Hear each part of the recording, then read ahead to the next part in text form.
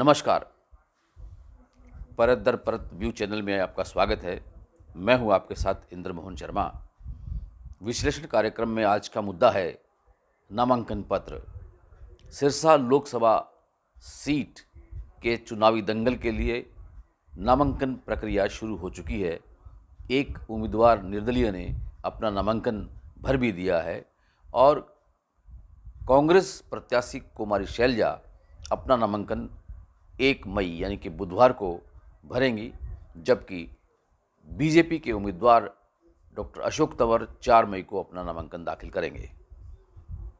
अभी जेजेपी के उम्मीदवार रमेश खटक और इनेलो के उम्मीदवार संदीप वाल्मीकि और बसपा के उम्मीदवार लीलूराम आसाखेड़ा ने भी अपने नामांकन दाखिल करने हैं।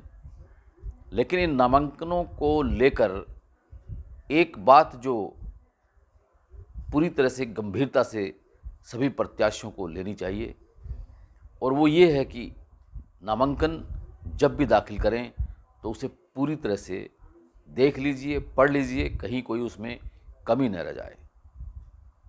क्योंकि अगर कमी रह गई तो वो नामांकन रद्द किया जा सकता है और फिर उसका खामियाजा उस उम्मीदवार को भुगतना पड़ सकता है। जैसा कि गुजरात के सूरत में हुआ। सूरत लोकसभा क्षेत्र में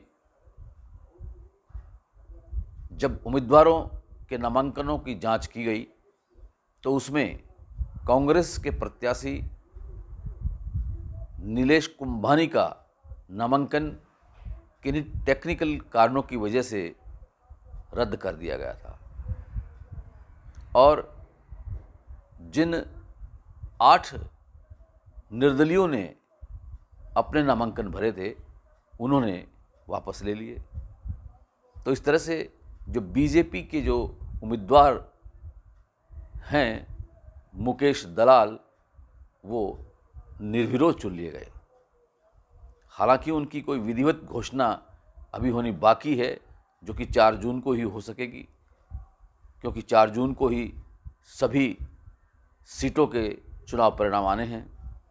लेकिन इससे इस बात का सबक सभी उम्मीदवारों को ले लेना चाहिए कि अपना नामांकन जब भी भरें, दाखिल करें, तो उसे पूरी तरह से पढ़ लीजिए, दोहरा कर अच्छी तरह से जान लीजिए कि उसमें कोई कमी न रह जाए, और अगर कमी रह गई तो फिर खामियाजा भुगतना भी पड़ सकता है। चलिए अब बात करते हैं नामांकनों की।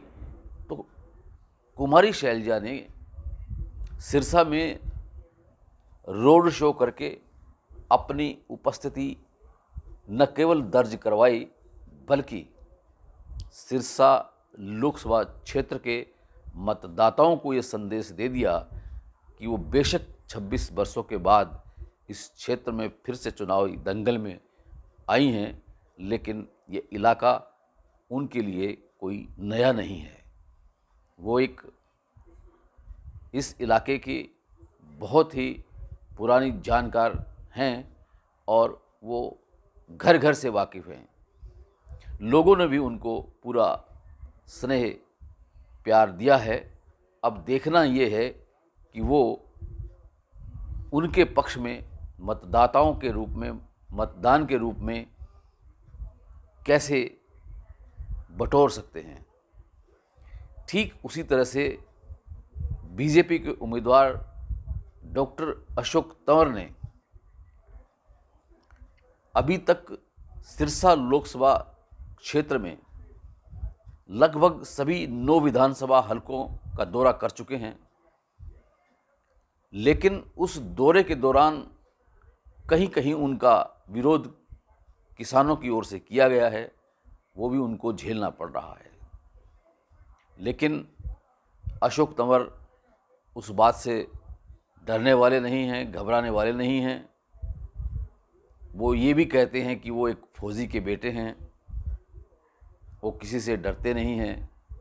लेकिन इसके साथ साथ वो ये भी कहते हैं कि ये जो किसान जो विरोध कर रहे हैं, दरअसल वो किसान नहीं बल्कि किसानों की आड़ में वो किसी न किसी राजनीतिक पार्टी के पदाधिकारी हैं और वो जानबूझकर सिर्फ विरोध के लिए विरोध कर रहे हैं, जबकि जो असली किसान है वो खेत खलिहान में ही जुटे हुए हैं। खैर, ये तो आने वाला वक्त बताएगा कि वो किसान कौन हैं और उनका जो विरोध करने का तौर तरीका है उसका प्रभाव क्या पड़ता है या नहीं पड़ता है। दोनों तरफ से अब पूरी तरह से मुकाबला कड़ा होने वाला है। 4 मई को जब डॉक्टर अशोक तंवर नामांकन भरेंगे तो बताया जा रहा है कि उस दिन उनका नामांकन भरवाने के लिए हरियाणा के मुख्यमंत्री नायब सिंह सैनी भी आ सकते हैं। इधर 1 मई को जब कुमारी शैलजा नामांकन भरेंगी तो उनके साथ और कौन कौन से कांग्रेस के वरिष्ठ नेता होंगे ये तो खैर अभी कल ही पता चल पाएगा। लेकिन कांग्रेस की जो गुटबाजी जो पहले दिख रही थी वह अब फिलहाल कम होती नज़र आ रही हैं कि जिस तरह से रोड शो कुमारी शैलजा ने किया उसमें सभी कांग्रेस के वरिष्ठ नेता मौजूद रहे। इतना ही नहीं, आम आदमी पार्टी के नेता और कार्यकर्ता भी मौजूद रहे। कांग्रेस के वरिष्ठ नेता वीरभान मेहता, संदीप नेहरा, राजन मेहता, राजकुमार शर्मा, अमीर चावला, नवीन केडिया, दिलीप नेजिया और राजेश चाडीवाल, इन सब का ये कहना है कि 1 मई को कुमारी शैलजा बड़े ही अच्छे तरीके से अपना नामांकन दाखिल करेंगी और वो अपनी जीत के लिए पूरी तरह से आश्वस्त नज़र आते हैं। अब देखना यह है कि जीत कुमारी शैलजा दर्ज करवाती हैं या डॉक्टर अशोक तंवर, क्योंकि दोनों के बीच मुकाबला कड़ा होने वाला है, कांटे का होने वाला है। अब कौन किसको मात देगा यह आने वाला वक्त ही बताएगा।